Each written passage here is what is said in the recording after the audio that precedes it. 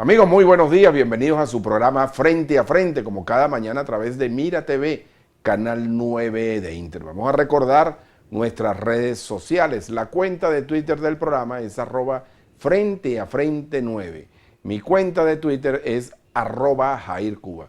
Sean ustedes bienvenidos a la referencia informativa de cada mañana, su programa Frente a Frente. Hoy es miércoles 3 de marzo del año 2021, ya en la víspera de cumplir un año en total y absoluta cuarentena. Varias cosas que quiero comentar antes de presentarles, como les dije el día de ayer, a un invitado muy especial que tengo en el día de hoy, en la mañana de hoy. Pero antes de eso, quiero comentar acerca de algunos esfuerzos que han hecho algunos factores de oposición, sobre todo en el municipio capital, en el municipio Huaycaipuro, en aras de evaluar su participación en las próximas elecciones de gobernador y de alcalde. Eso que llaman la mega elección. Bueno, algunos están de acuerdo que sea una mega elección, otros no están de acuerdo que sea una mega elección. Se está hablando de que podría, ya se hizo una discusión en primera instancia en la Asamblea Nacional, pero se está hablando de que se incorporarían también los candidatos a concejales y a legisladores, como le llaman ahora. Bien, desde el punto de vista personal, yo creo que esto es un golpe o un retroceso, mejor dicho, a la uninominalidad. Por cierto, la persona que tengo invitado en el día de hoy fue una de las personas que más trabajó, me consta, por la descentralización. Por la descentralización, desde su foro parlamentario. Ya les voy a decir quién es. Y este tipo de elección, donde se usa el portaaviones, creo que muy pocas opciones favorables le presenta al electorado. Porque entonces comenzamos a confrontar temas como el que estamos viviendo en los 3 municipios altomirandinos, que la gente se queja, no lo dice Jairo Cuba, la gente se queja, ¿dónde está mi concejal? Y todo parece centrarse en la figura del burgomaestre, del alcalde y los concejales, que son las personas que se supone que fueron electos por una circunscripción definida porque conocen los problemas, pues la gente desconoce el nombre. Todavía, mis queridos televidentes de Frente a Frente, me están debiendo los nombres de los alcaldes del municipio Huaycaipuro y sus suplentes, porque entiendo que hay muchísimas quejas con respecto a los servicios públicos y pareciera que los ediles se ocupan más del tema del foro político en el hemiciclo del Consejo Municipal. No puedo decir lo mismo exactamente del municipio Carrizal, donde se nota más presencia, ni puedo decir tampoco lo mismo del municipio Rosalia, donde los concejales realmente están muy activos. Ahora, fíjense lo interesante del comentario que yo hago con el tema del portaaviones. ¿Por qué? Bueno, porque el tema del portaaviones sencillamente es electo lo que normalmente, cotidianamente se conoce como el dedo, y ahora le pusieron esa figura de la cooptación. Y entonces te presentan una lista, te ponen 7, 9 personas allí y terminan siendo electos de acuerdo a la preferencia interna del partido, porque la lucha interna continúa. Mientras tanto, las comunidades que sufran las calamidades. Al usted hacer una campaña con un portaaviones, el candidato a gobernador que resultará electo con sus diputados. O sea, llega ya con su combo y precisamente una de las reglas de oro de la democracia es que en los foros políticos exista debate y que los parlamentos nacionales o regionales y los consejos municipales tengan y ejerzan verdaderamente una función contralora, porque eso es lo que marca la exigencia en el ejercicio de unas eficientes políticas públicas. De manera, esa reflexión la quiero dejar para todos ustedes. Por otra parte, tengo que seguir ofreciendo excusas. El problema no están entrando los mensajes de texto en esta zona del municipio Carrizal, lo pudimos comprobar, pero todos esos requerimientos, esos mensajes que nos hacen llegar, les vamos a dar oportuna cabida. Finalmente, bueno, saludamos los intentos que está haciendo parte de la oposición venezolana, apartando un poco los extremos y los radicalismos, en aras de incorporarse al tema electoral. Volvemos siempre a lo mismo, condiciones perfectas. Este no es Suiza, señores, esto es Venezuela. Y sabemos cómo opera el gobierno perfectamente. Sabemos que el gobierno usa su ventajismo con criterio arbitrario. Eso lo sabemos claramente. Siempre van a existir trabas, sobre todo un gobierno que solamente tiene simpatía de un 20% frente a una masa crítica opositora que, de acuerdo a las encuestas, los estudios de opinión, tiene el 80% concentrado adversando al gobierno. Pero ¿qué ocurre? Hay una profunda dispersión. Pues bien, con este comentario voy a dar inicio a la entrevista en el día de hoy. De verdad me siento muy honrado y me siento muy complacido de que la persona que les voy a presentar haya tomado su tiempo en venir en la mañana de hoy. Es una persona muy ocupada, un hombre de empresa. En lo personal le tengo un profundo respeto y muchísimo que agradecer en lo personal y en lo profesional, y siempre me ha considerado como uno de sus pupilos periodísticos, cosa que me honra de verdad. Me refiero a José Materán Tulene, el editor de los diarios La Voz, La Región, del grupo editorial Matul. El diario La Voz es un fenómeno editorial, aún en estos tiempos de pandemia, es uno de los pocos medios impresos que aún circulan en el país, con gran penetración, sobre todo en el estado Miranda y en el estado Vargas. De José Materán, ¿qué puedo decir yo? Aparte que un maestro, una persona recia, de carácter fuerte, como son los periodistas de la vieja guardia, exigentes, y los que venimos detrás de ellos aprendimos de eso, y eso tenemos que valorarlo, José fue además concejal en el municipio Plaza, fue presidente de una fundación que contribuyó al desarrollo integral en sus inicios de Guarenas, Funda Guarenas. Fue 2 veces diputado al Congreso de la República, donde se hacían foros interesantes, y además de eso fue candidato a gobernador de este estado. De manera que me da muchísimo placer, José, que te hayas tomado la deferencia de visitarnos en la mañana de hoy. Muy buenos días. Gracias, y te agradezco mucho tus elogios inmerecidos, por cierto. Bueno, yo creo que las cosas hay que decirlas como uno las siente y como uno las ha vivido. Gracias. Y en lo personal, José, yo tengo mucho que agradecerte y durante mucho tiempo formé parte y me siento parte de la familia de La Voz, ahí gracias a tu benevolencia y a tu expreso pedido. Yo tenía allí mi página dominical. No me vayas a regañar porque no le escribí más.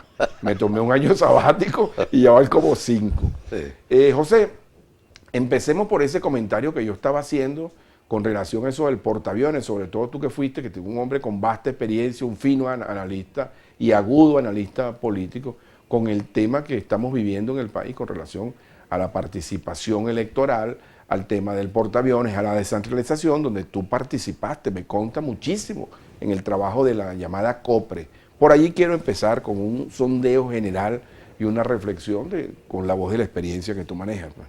Sí, bueno, mira, yo he sido toda la vida, y no de ahora, sino de toda la vida, partidario de la descentralización. ¿Por qué? Porque la descentralización es la que nos permite, de alguna manera, que las comunidades puedan estar en comunicación permanente con sus representantes.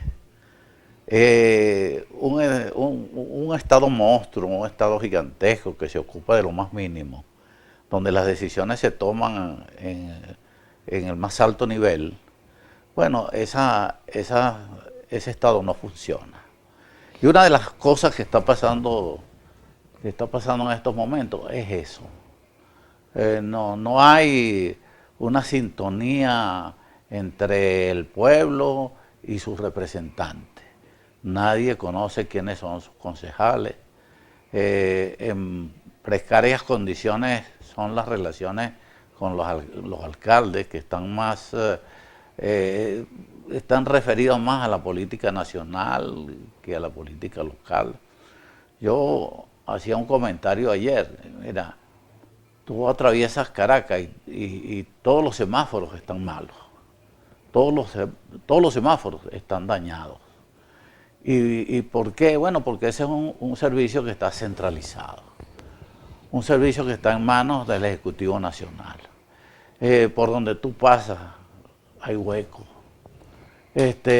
Los servicios públicos como la basura, como la electricidad, todos estos servicios públicos que antes estaban en manos de los municipios y se adjudicaban por concesiones que la municipalidad le daba a entes privados inclusive, bueno, marchaban mucho mejor porque permitía una comunicación más fluida entre los representantes y los representados.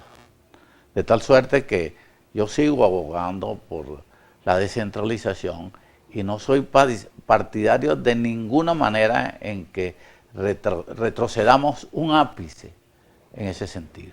Pero fíjate tú, frente a esa cosa y frente a lo que nos vendió este nuevo modelo político que ya tiene en el país más de 2 décadas, es precisamente mayor participación de las comunidades. Pero entonces observamos casos como estos, José, que si gana un gobernador que no es afecto a mi tendencia política, te pongo un protector.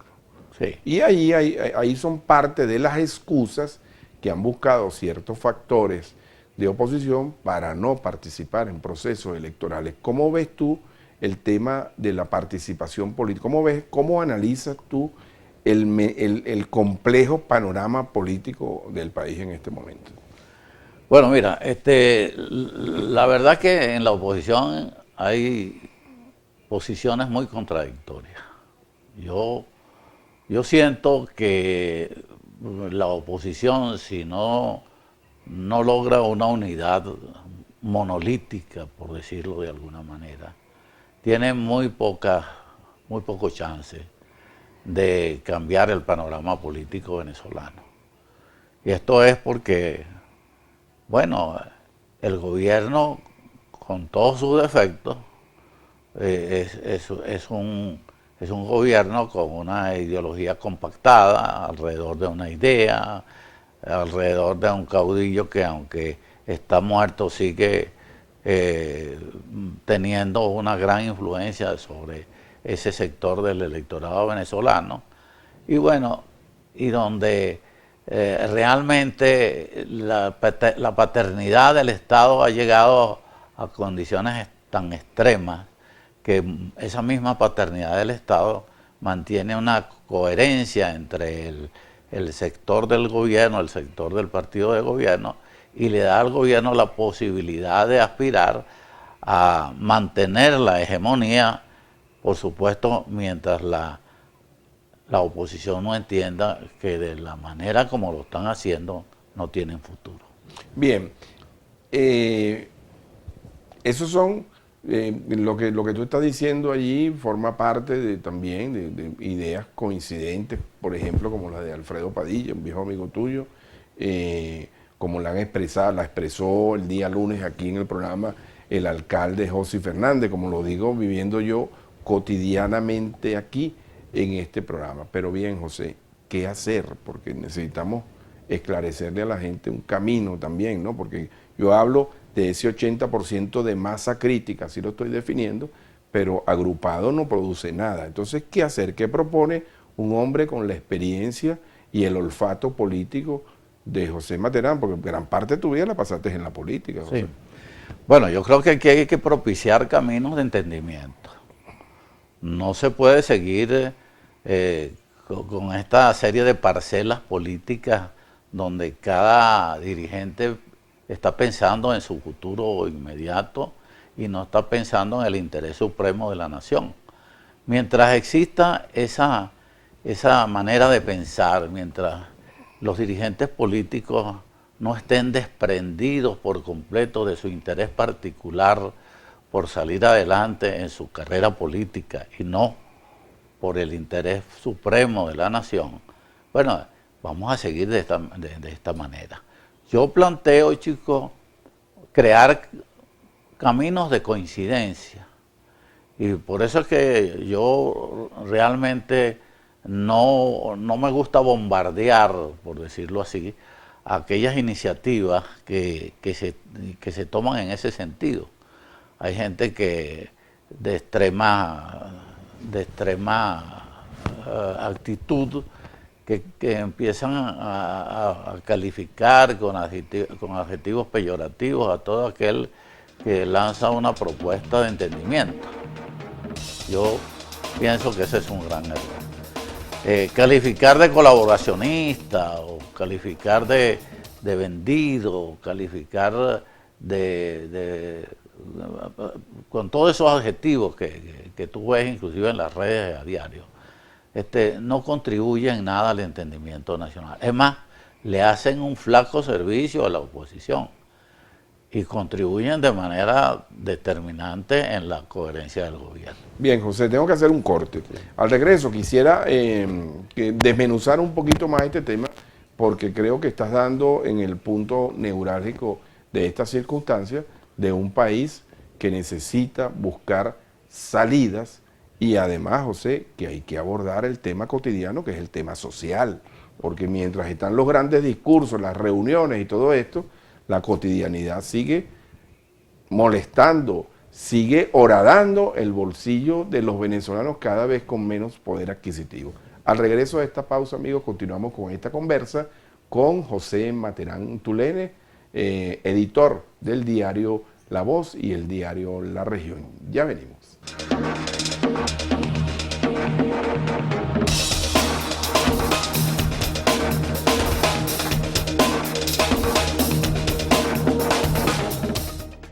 Ya de regreso, mis amigos, en su programa Frente a Frente, la referencia informativa de cada mañana en los Altos Mirandinos, conversando hoy con el editor José Materán Tulene, editor, director del diario La Voz, diario La Región. Ya vamos a hablar sobre los planes que hay también en materia editorial, sobre todo con el diario La Región, y también, por supuesto, no voy a desperdiciar la oportunidad para conocer la visión que tiene José Materán con respecto a las comunicaciones, sobre todo un hombre exitoso y con vasta experiencia en este sector. Pero sigamos con el tema, José, que te tuve que interrumpir por el corte con relación a la búsqueda de entendimiento. Ahora, ¿cómo se hace, José, para lograr ese entendimiento entre unos que se proclaman la oposición legítima y otros que también se proclaman la posición legítima, unos que se califican, como tú lo dijiste, muy bien lo dijiste, con unos adjetivos, y al final de cuentas, una frase que le gustó mucho a Padilla, ¿no? Y le dio mucha ocurrencia. Bueno, Maduro en una cama, en una hamaca, meciéndose, mientras aguas abajo, está este conflicto político, de verdad que hasta parece infantil. Entonces, ¿cómo se construyen esos puentes de entendimiento, José? Bueno, primero es un problema de intención, ¿no? Así es. Si no hay la intención de hacer algo, si no hay la intención de arar en la búsqueda de la unidad, es imposible que salgamos adelante. Yo sí creo que el camino al entendimiento se logra conversando. Por eso es que yo no entiendo cómo hay dirigentes de oposición que dicen yo no hablo con él, porque no comparto su manera de pensar, de cómo manejar la política opositora. O sea, que si, por ejemplo, la actitud de María Corina, la actitud de Capriles, la actitud de López, si la gente está alrededor de Guaidó, entonces esa gente que está alrededor de Guaidó no quiere saber nada con la gente que está alrededor de otro dirigente político que también es de oposición, sencillamente porque no están de acuerdo como él plantea la manera de buscar la unidad. Eso se logra, chicos, fundamentalmente teniendo intención de conversar. Yo ayer conversaba con un dirigente político que estuvo en el periódico y le decía, mira, aquí lo que provoca es secuestrar a todos los dirigentes de oposición y meterlos en un conciliábulo, en un salón, meterlos ahí, cerrar eso con llave y decirles a ellos, mire, ustedes no salen de aquí hasta que no se pongan de acuerdo. Bueno, eso es muy materanístico. ¿Ah? Porque hasta ahora las conversaciones no se logran. No hay interés en conversar. No hay interés en lograr lo fundamental. Lo fundamental es la unidad. Pero si no hay interés en conversar sobre eso, por supuesto que nunca lo vamos a lograr. Yo siempre he dicho que la conversación es la que trae los resultados. Pero si tú estás ausente de la conversación, ¿cómo piensas tú que va a haber resultados? O sea, diálogo aún en los peores momentos. Por supuesto. Indistintamente de que tengas o no, indistintamente de que el gobierno cumpla o no cumpla, pero mientras estés en diálogo, estás en acción. Pero es que si tú no estás sentado en una mesa conversando, ¿de qué manera vas a lograr los objetivos que se piensan lograr en función de un cambio de la estructura política del país? ¿Cómo? Mediante una guerra civil, eso no está planteado. Los caminos son los caminos democráticos, los caminos que establece la Constitución. Por esos caminos tenemos que buscar las resultas al problema venezolano. ¿Cómo evalúas tú el proceso donde insurge Juan Guaidó? ¿Cómo lo evalúas? ¿Crees que se perdió el capital político? ¿Crees que faltó unidad? ¿Crees que Guaidó lo dejaron solo? ¿Crees que el gobierno americano montó esa fantasía? Me gustaría conocer eso, José. Bueno, mira, yo creo que el lanzamiento de Guaidó fue en un momento de entusiasmo político que dio como resultado que eso ocurriera. Pero el trabajo posterior al lanzamiento de Guaidó como una figura política interesante en su momento, no dio los resultados que todo el mundo esperaba. Se crearon unas inmensas expectativas alrededor de esa figura política y sin ánimo de opinar sobre lo que el gobierno americano pensó en su momento y lo que la comunidad internacional planteó en su momento.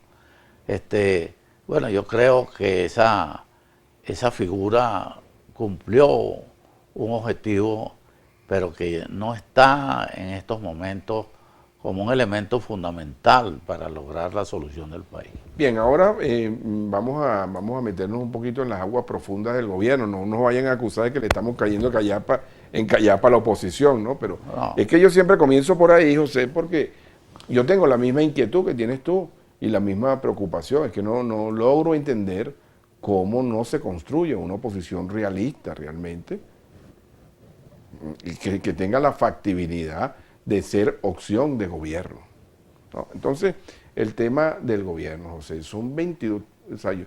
A ti te tocó vivir los rigores de la última democracia que hubo en este país, la de la última dictadura, que fue la de Marcos Pérez Jiménez. Por supuesto. Y yo me recuerdo que en una conversación contigo hace tiempo, probablemente tú no la rescates, te noté muy triste, porque tú, muy preocupado, porque tú avisorabas, bueno, que el país podría caer en unas manos totalitarias que impediría un avance democrático y una apertura importante. Y eso creo que hace 15 años, más o menos, una conversación allí en tu vieja oficina, allá en Guarena. Ahora, ¿qué evaluación se hace del gobierno y cómo los factores democráticos y los factores de oposición han podido permitir que el proyecto del llamado socialismo del siglo XXI se haya consolidado durante 2 décadas en este país? ¿En qué se falló? Bueno, mira, aquí en primer lugar, el problema político surge como consecuencia del problema social.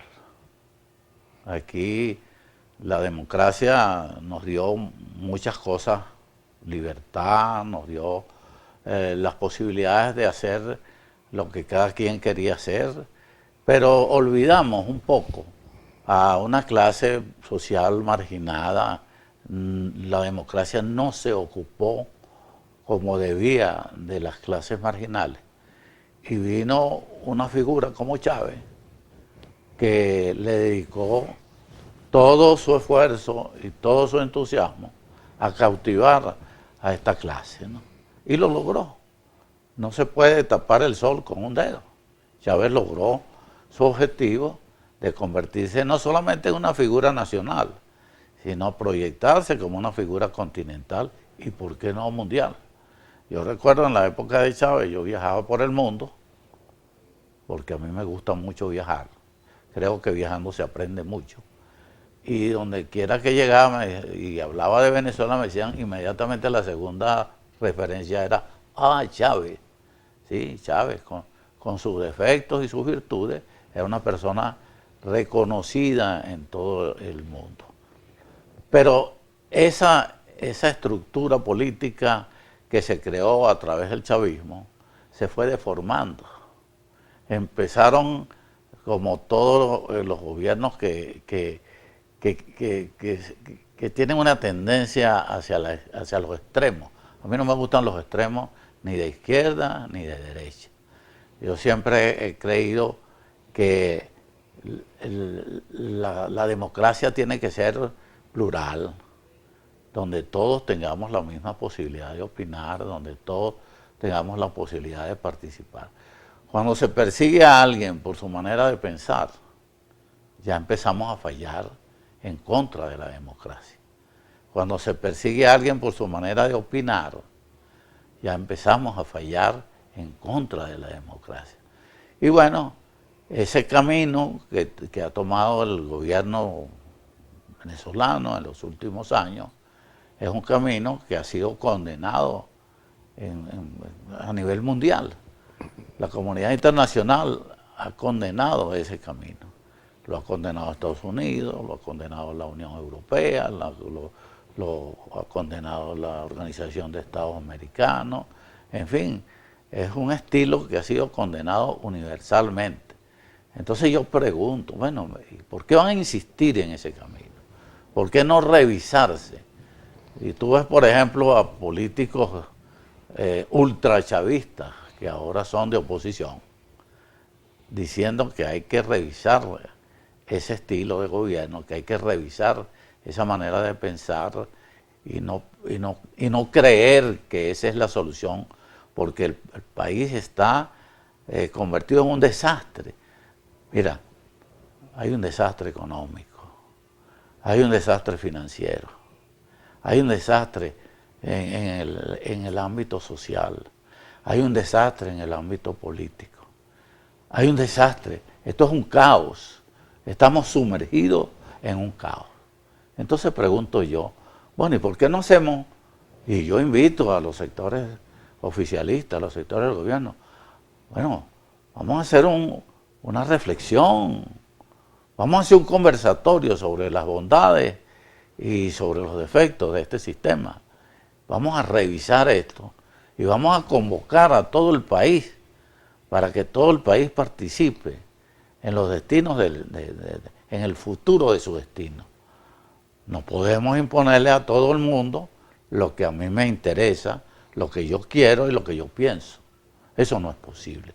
Sobre todo, chicos, estamos en pleno siglo XXI, donde, bueno, los gobiernos que mantenían este sistema, todos se vinieron abajo. ¿Por qué se cayó el muro de Berlín? ¿Por qué? Era porque era muy bueno el socialismo en Alemania Oriental, ¿no? ¿Por qué se disolvió la Unión de Repúblicas Socialistas Soviéticas? ¿Por qué? Porque era muy bueno el comunismo. No. ¿Por qué ese sistema acaba con algo fundamental del ser humano, que es su iniciativa. Sí, así es, así es. José, tengo que hacer de nuevo una pausa. Voy a dejarte una pregunta al aire. Y es que en aras de ese comentario que hice de tu preocupación hace bastante tiempo, ¿tú pensaste que este sistema de gobierno que encarnaba Hugo Chávez en su momento iba a durar tanto tiempo en Venezuela? ¿Tú tenías ese olfato de que esta gente se iba a reelegir y reelegir y reelegir bajo unas condiciones electorales que cada día amarran más? Eso me gustaría hacer esa reflexión, pero la van a conocer al regreso de esta pausa. Ya venimos, mis amigos, en su programa Frente a Frente.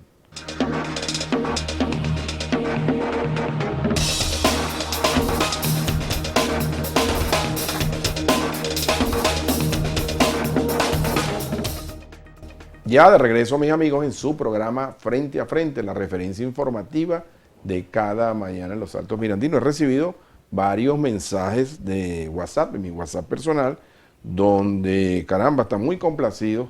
Es más, me dice una persona aquí, un amigo común, dice, ¿cómo lograste que José fuera tan temprano al programa? Bueno, la amistad y la deferencia que ha tenido José Materán en venir en la mañana de hoy para acá. José, ¿tú pensaste que esto iba a durar así? Hasta el 2021, fíjate, llegamos al 2021.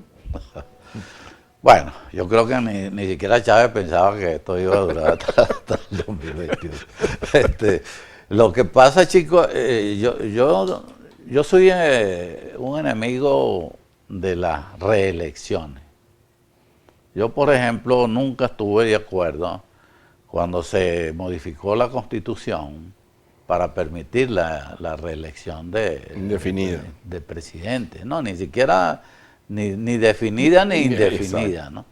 Yo creo que se le hizo una sola reelección, creo, no era ninguna, suficiente. una sola. Una sola. Aquí con un mandato para 6 años de gobierno y sin ánimo de reelegirse, hubiera contribuido al fortalecimiento de la democracia, porque hubiera dado paso a generaciones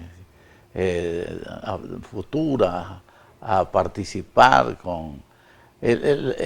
hubo dirigentes, chicos, que estancaron, acabaron con los partidos. Te pongo el caso con todo el respeto que me merece su memoria, del doctor Rafael Caldera. El doctor Rafael Caldera acabó con su propio partido por esa ambición de reelegirse y hasta que lo logró y le hizo un flaco servicio a la democracia.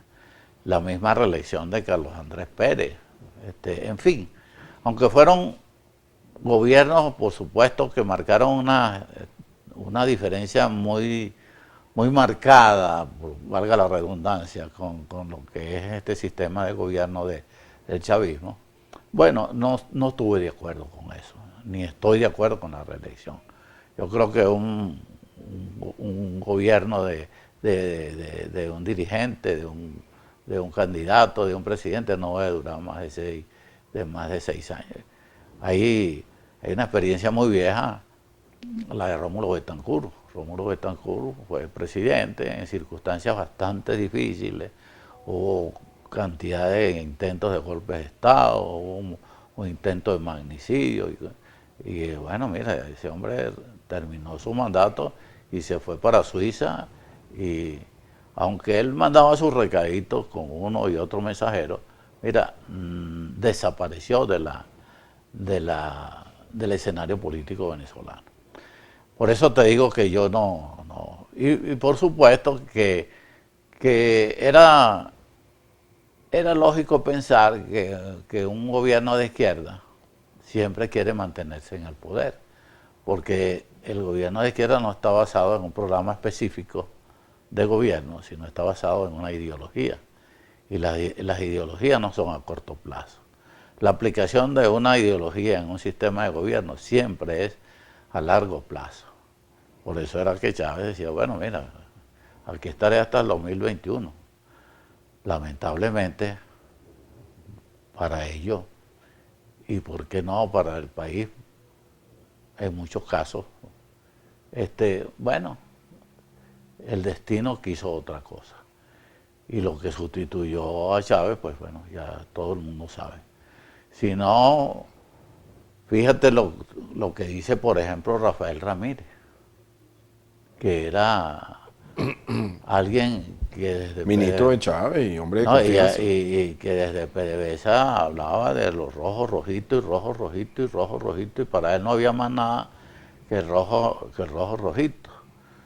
Fíjate, por ejemplo, la fiscal Luisa Ortega Díaz, que, bueno, imagínate cuántas cosas criticables hizo durante su permanencia en la Fiscalía General de la Nación, y hoy, bueno, se da golpes en el pecho en contra del gobierno de sus antiguos compañeros de partido.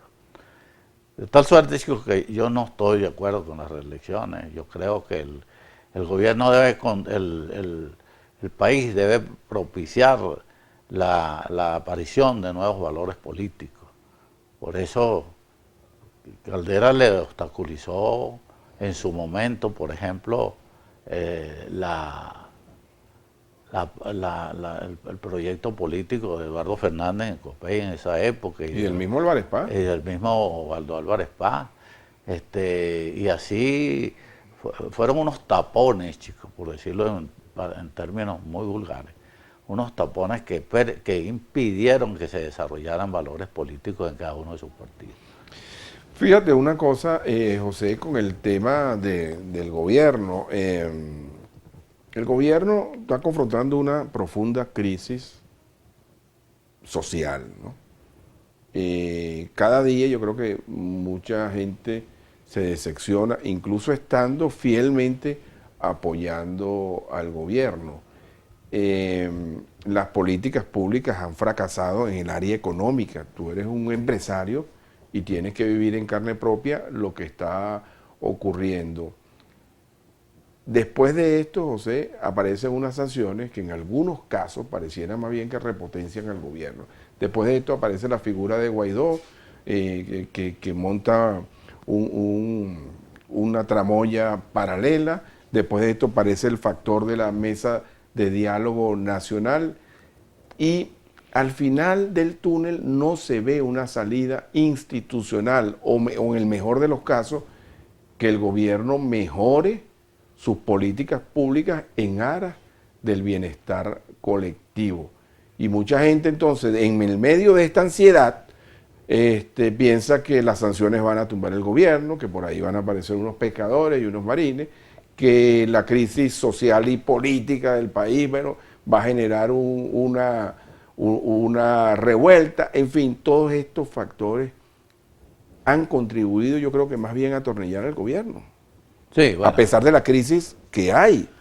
Sí, en muchos casos yo pienso que eso ha ocurrido, ¿no? Porque las sanciones como tales no han servido para mejorar las condiciones de vida del venezolano. O sea, que las sanciones realmente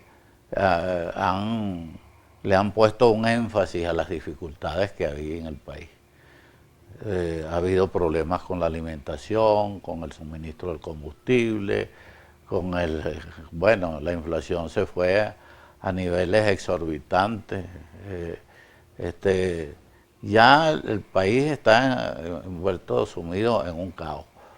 Pero las sanciones no logran su objetivo, ¿por qué? Porque mientras haya potencias socialistas como China, como Rusia, que anden buscando una cabeza de playa en Latinoamérica para estar creándoles dificultades a los americanos desde aquí, desde Sudamérica. Bueno, mientras nosotros seamos los tontos útiles que nos prestamos para esa jugarreta política de los rusos y de los chinos, bueno, esas sanciones no van a dar al traste con el gobierno. Yo creo que el cambio de la estructura política venezolana tenemos que propiciarla nosotros, desde aquí adentro, y no pensar que los americanos nos van a solucionar el problema o que nos lo van a solucionar los europeos. No, aquí hay países, bueno, que tienen dificultades mucho más agudas que los venezolanos, que tienen guerras civiles y con todo y eso los americanos no han podido resolver el problema. El problema se resuelve internamente cuando nosotros nos pongamos de acuerdo en participar en todo lo que haya que participar y poner al descubierto todo lo que haya que poner al descubierto. Los chanchullos, la corruptela, las trampas, todo eso, que quede perfectamente al descubierto, entonces sí podemos pensar que la comunidad internacional nos puede ayudar a salir. Pero la comunidad internacional no va a resolver el problema. La comunidad internacional nos dice a nosotros, quizás con un mensaje muy subliminal, bueno, hagan algo para ayudarlos. Así es, déjense ayudar. Sí. José, tú fuiste, por cierto, les digo una cosa, mi entrevistado en la mañana de hoy nació en Los Teques. Sí, calle Bolívar número 21. Ahí está, pues calle Bolívar número, ahí tiene Leonel Vargas. Tequeño. Sí, señor. Fue 2 veces diputado al Congreso de la República en representación del Estado Miranda y fue candidato a gobernador. Vamos a lo regional. ¿Cómo ves el Estado Miranda, tu querido Estado Miranda, José? Mira, no lo veo bien. Por supuesto que hacer una opinión del Estado Miranda, sacándolo del contexto del país, es muy difícil. Pero es muy difícil por lo que hablamos al principio de este programa, que es que no está operando la descentralización, que las decisiones se siguen tomando en Miraflores y que el gobernador aquí, con toda la influencia política que pueda tener dentro de su partido, no tiene las posibilidades reales de resolver los problemas del Estado, que son los mismos problemas del resto del país. Miranda no es una isla en el universo político venezolano. Miranda es todo lo contrario. Es quizás una muestra muy importante de lo que es el país, porque Miranda tiene playa, Miranda tiene montaña, Miranda tiene valle, Miranda tiene zona metropolitana. O sea, lo que es el país, la muestra de lo que es el país, es el Estado Miranda. De tal suerte que para resolver los problemas de Miranda habría que hacer un gobierno totalmente descentralizado, con los recursos que sean necesarios para poder aplicar las políticas necesarias en el Estado Miranda. Yo cuando fui candidato a gobernador planteé una serie de cosas, pero basado fundamentalmente en la tesis de la descentralización. Como recuerdo entre algunas de ellas, por el puerto alterno de Carenero, sí, el aeropuerto de Higuerote. El aeropuerto. Bueno, que eran proyectos que le iban a dar al país, al Estado, una connotación superior a la del resto de los estados venezolanos. El Museo del Transporte en Guarena, el Coliseo Simón Bolívar en Guarena. Habían proyectos, chicos, se discutió, se puso sobre la mesa. No se discutió sobre si yo soy más bonito que el otro candidato, si yo soy más simpático, que si yo tengo más fuerza que tú desde el punto de vista político, que si el color de tu partido es rojo y el mío es azul, o es verde, o es amarillo, o de qué color es. No, yo planteé proyectos, miren, aquí están los proyectos. Lo que pasa es que definitivamente el pueblo venezolano se ha dejado engañar por los jingles, las cancioncitas, los mensajes esos subliminales, que al final, y sobre todo, el estómago. Así es. Mientras nuestro pueblo siga pensando con el estómago, estamos mal. Bien, José, voy a hacer una pausa, la última pausa. Al regreso de esta pausa vamos a hablar un poquito de comunicación, de periodismo, de toda esa experiencia que tú has acumulado durante este tiempo y si hay alguna información importante, algún anuncio con relación a tu grupo editorial. Ya venimos, mis amigos, en su programa Frente a Frente.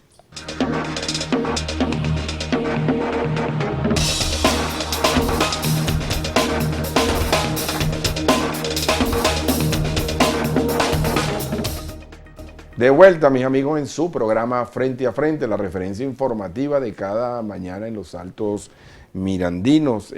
Tengo varios mensajes de muchos amigos. ¿Tiene muchos amigos en Los Teques, José? Bueno, como tequeño y como mirandino, me siento muy honrado. Muchos amigos. Bueno, les recuerdo que este programa usted lo puede ver esta noche a las 9 en reposición y a partir de mañana va a estar en nuestro canal de YouTube. Bien, José, hablemos tenemos 15 minutos, 12, 14 minutos para hablar un poquito de las comunicaciones. Tú fuiste un revolucionario de la comunicación porque La Voz de Guarena, creo que todavía, no sé, eso lo podrás aclarar tú, fue una revolución editorial porque era uno de los pocos periódicos que se mantenía con el pregón, ¿no? Háblanos un poquito de la experiencia de La Voz de Guarena. Hay un resumen ejecutivo, como dicen ahora. Sí, bueno, mira, yo fundé el diario La Voz en el 4 de julio de 1966. O sea que este año se cumplen 54 años. 54 años. Sí.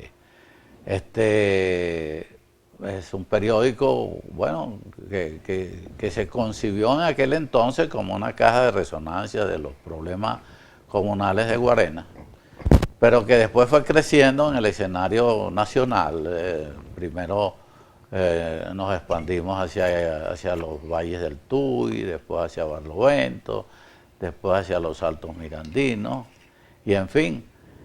Y por último en Caracas, donde tenemos una penetración bastante interesante, ¿no? Y por supuesto en el estado Vargas. Y en Vargas, ¿no? El estado Vargas, y en algunas ciudades del oriente del país, donde por ausencia de sus periódicos regionales ha comenzado La Voz a penetrar. Ahora, por supuesto que la situación económica del país, el problema del papel, que es un problema fundamental de la materia prima, bueno, nos ha limitado mucho y hemos tenido que congelar el crecimiento del periódico en función de esperar de que se supere la situación del país para poder seguir adelante con los proyectos que teníamos con ese periódico, que era de llevarlo a todo el país, convertirlo en un diario nacional. En 1983 fundé el diario La Región, aquí en los Altos Mirandinos, y bueno, lamentablemente tuvimos que suspender la edición impresa del periódico porque también el mismo problema del papel hacía muy difícil la salida del periódico. Y imprimirlo en Guarena y traerlo a Los Teques con el problema de la pandemia, de las alcabalas, de los problemas de circulación, el tema de la gasolina, en fin, bueno, fueron una cantidad de problemas insalvables que nos obligaron a detener la impresión del diario La Región, pero el diario La Región está ahí, no ha muerto. No, ahí está, pero su plataforma digital. Y está en su plataforma digital y no ha muerto. El diario La Región va a regresar en cualquier momento. Solamente esperamos, bueno, que haya unos cambios sustantivos en el país que nos permitan tomar esa decisión. Pero bueno, desde el punto de vista editorial, nosotros tuvimos muchas iniciativas. Tuvimos la revista Cancha, no sé si tú recuerdas. Sí, la claro. Cancha, que fue una revista que compitió fuertemente con aquella revista famosa de Leomado León, que se llamaba Sport Gráfico, ¿no? También fuimos fundadores de la revista del Colegio de Médicos del Estado Miranda, Cuadernos Médicos, con el fallecido médico, excelente amigo, el doctor Carlos Torres Bracho. Carlos Torres Bracho. Que fundamos esa película. Y bueno, y la última iniciativa editorial fue la fundación del periódico Acento News en los Estados Unidos, en Miami, que bueno, del cual nos desprendimos casi un año después de su fundación, bueno, por razones de naturaleza económica, ¿no? Pero siempre estamos listos y pendientes de contribuir a lo que es el fortalecimiento del periodismo, no solamente a nivel regional y local, sino a nivel nacional. Tenemos hay que decirlo con falsa modestia, ¿no? Tenemos la virtud de haber fundado los dos primeros diarios del Estado Miranda. La Voz en 1964 y La Región en 1983. José, la realidad de las comunicaciones ha venido cambiando. Obviamente la digitalización, lo electrónico está tomando un papel fundamental, pero yo noto cierta resistencia todavía. Por ejemplo, tú hablaste de Acento News, el periódico que fundaste en el sur de la Florida. Yo conozco bien ese patio, yo conozco bien ese escenario y sé que todavía el papel tiene una predominancia importante. ¿Cómo contrastas? ¿Tiene vigencia todavía el papel? Te lo digo, te lo pregunto desde tu experiencia con La Voz, que sigue saliendo impreso con relación a lo digital. ¿Cómo haces tú ese contraste? ¿Cómo lo ves? ¿Tiene futuro todavía el papel? Sí, aquí en Venezuela todavía estamos un tanto distantes de que la plataforma tecnológica, electrónica, va a acabar con el papel, ¿no? Con el papel está acabando la crisis económica, con el papel está acabando las políticas oficiales, pero no la gente no se resigna a dejar de leer su periódico, porque el trabajador que va a su trabajo en la mañana y agarra el autobús le gusta tener su periódico en la mano y hojearlo y después se lo lleva para la casa para que su familia también lo vea. Lo que no puede hacer con su plataforma tecnológica en un teléfono, Claro. y en una computadora tampoco. En Venezuela, yo te voy a decir una cosa, ni siquiera en muchos lugares de los Estados Unidos la plataforma tecnológica ha desplazado por completo el papel. En cada pueblo de los Estados Unidos hay un diario. Así es. Y subsisten a través de los años. Y en Sudamérica, bueno, hay muchos diarios que son centenarios, que pasan de 100 años de fundado. José, ¿qué cambios fundamentales ha tenido el grupo editorial Matul en la última década, por decirlo? ¿Qué se ha incorporado de nuevo? ¿Se metieron duro con la plataforma multimedia? ¿Qué se ha hecho? Bueno, de por sí hay un cambio importante que son las nuevas oficinas, ¿no? Que parece la oficina de New York Times, ¿no? Bueno, ese fue un salto, yo no sé si fue un salto al vacío, ¿no? que dimos. Pero sí, nosotros teníamos unas oficinas en la Torre EMSA en Caracas y de golpe el gobierno expropió unos terrenos que estaban enfrente, que era un estacionamiento que ocupaba casi una manzana, que era propiedad de la cadena Capriles en ese entonces, y construyó unas viviendas, una misión vivienda. Una misión vivienda, de esas viviendas de interés social. Hay algunos terrenos todavía donde la gente está en ranchos y tal, esperando que le construyan su vivienda, y eso creó una atmósfera social muy difícil de resolver en ese ámbito. Entonces buscamos un sector menos comprometido desde el punto de vista de la seguridad para mudar nuestras oficinas. En ese entonces se estaba terminando de construir el centro profesional Boleita, al lado del centro comercial Boleita, y bueno, nos ofrecieron un piso de una de las torres ahí a un precio bastante interesante y lo compramos. Mi hijo Tony desarrolló con unos arquitectos la ubicación de las oficinas ahí, nos mudamos y realmente fue muy oportuna esa mudanza, porque ahí nos sentimos muy cómodos y muy seguros. Y en cuanto a las plataformas multimedia, ahí hemos adquirido la tecnología de punta. Okay. Te puedo decir que no hay ningún periódico en Venezuela que tenga una tecnología como la nuestra. Inclusive en los talleres que están en Guarena, en la Intercomunal Guaré, Guarena Guatire, donde está la redacción de Guarena, ahí tenemos unas oficinas casi iguales a las de boleístas, dentro de un ámbito donde está la rotativa, los depósitos de papel, etcétera, etcétera. Allá luchando con un problema dificilísimo de resolver, que es la seguridad. Nos han asaltado 3 veces. La última vez fue hace como 30 días.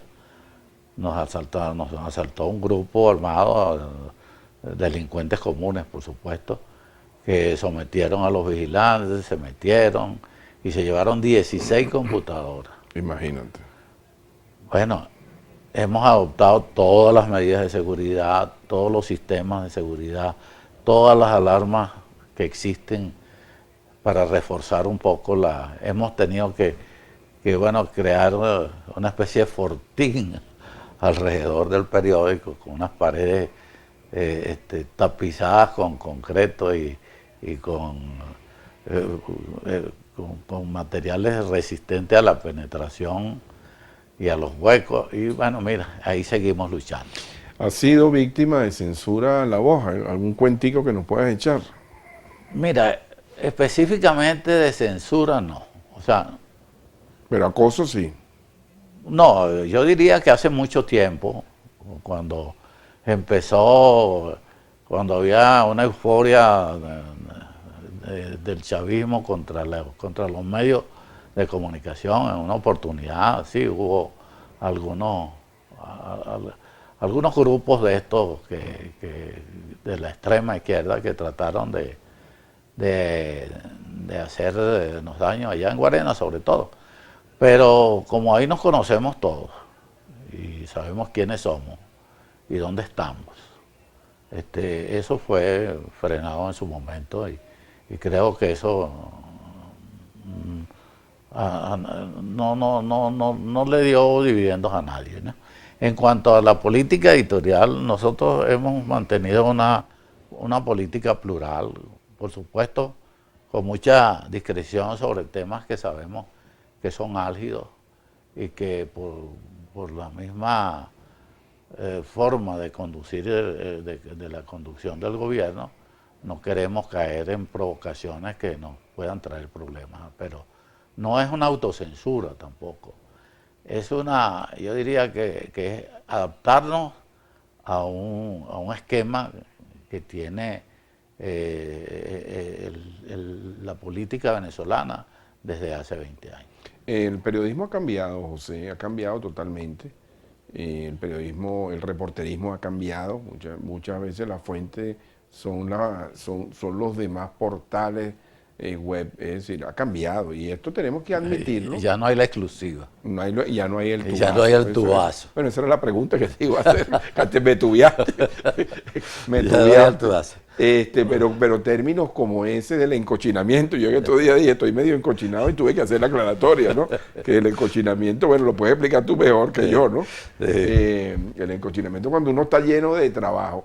Pero ¿qué extrañas tú de ese viejo periodismo, José? Encontraste, sin entrar en la nostalgia, ni tampoco entrar en ese lugar común de que todo tiempo pasado fue mejor, porque hay que adaptarse a la nueva realidad. Pero ¿qué extrañas tú de ese periodismo? Ese periodismo era otro periodismo. Yo recuerdo que todos los periodistas de aquella época, hablando de los años 60, 70, ¿no? que cuando yo empecé con el diario La Voz, nosotros terminábamos yo terminaba la edición del diario en Guarena y yo me iba para Sabana Grande a reunirme con los periodistas que bueno, llegábamos ahí a medianoche. ¿Era eso, la República del Este? Sí, el Gran Café. Sí. A conversar sobre lo que había pasado en el día. Y disfrutábamos mucho cuando le decíamos a alguien que habíamos dado una exclusiva en el periódico, que tú no tienes tal información, yo sí la tengo, que era lo que se denominaba el tubazo. ¿No? Y eso lo disfrutábamos, eso. Pero eso se acabó a raíz de que la tecnología comenzó a prosperar, ¿no? ¿Por qué? Porque, bueno, ya los reporteros se volvieron flojos, ya salir a la calle, como decíamos en ese entonces, a patear la calle, no era necesario, o no es necesario. cuando tú tienes inclusive distribuidores de noticias, ¿no? Aquí existen distribuidores de noticias. Hay gente que capitaliza una información, un suceso, una cosa, y se la transmite a 7, 8, 9 medios. Así es. Y cuando ese medio la publica en su página web, ya se multiplica por 20, por 30. Así es. Entonces, no, la exclusiva no. Nosotros lo que hemos hecho, bueno, algunas campañas que sí son exclusivas, algunas entrevistas que sí son exclusivas. Por ejemplo, las entrevistas que hace Emilio en su programa de YouTube y su canal YouTube.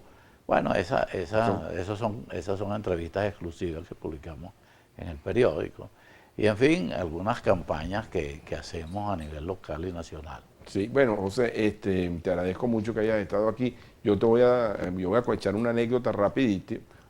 Yo una vez estaba cubriendo los Juegos Nacionales, deportivos nacionales, estaba en el estado Carabobo y yo estaba mandando información porque había una disputa de una medalla. Por una medalla, y a lo mejor tú no te acuerdas de esto que te voy a decir, por una medalla nos ganaba Carabobo al estado Miranda. Y yo estaba en esa cobertura. Al final ocurrió esa disputa de carácter deportivo y la medalla quedó en discusión. Yo llamo a Emilio Materán, que estaba recibiendo la información, y quien me atiende eres tú. Y me dice, ¿qué pasó con la medalla? Y le digo, bueno, no, la medalla está en discusión. No, chico. Entonces, mándame el texto rápido. Yo mando el texto y después me dice, pero esto está mal titulado. Y digo, bueno, ¿pero por qué, José? La medalla está en disputa. No, señor, robaron a Miranda. Esa era la cuestión. Robaron a Miranda. Y bueno, eso eran las enseñanzas que uno pudo adquirir. José, te agradezco muchísimo, de verdad, que hayas venido en la mañana de hoy. ¿Te sentiste cómodo con la entrevista? Muy bien, muy grata. ¿Algo hemos aprendido, José Materán? Yo creo que algo nos queda. Algo nos queda.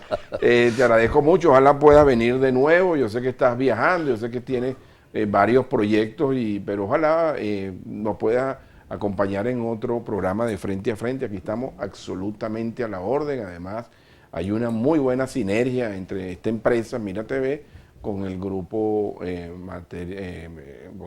Matul, y yo me considero parte de las dos familias. Por supuesto. Muchas gracias por la invitación. Bueno, amigos, los espero mañana en un nuevo programa Frente a Frente. Recuerden, esta noche a las 9 y mañana en nuestro canal YouTube, la entrevista con el señor José Materán Tulené. Nos vemos mañana.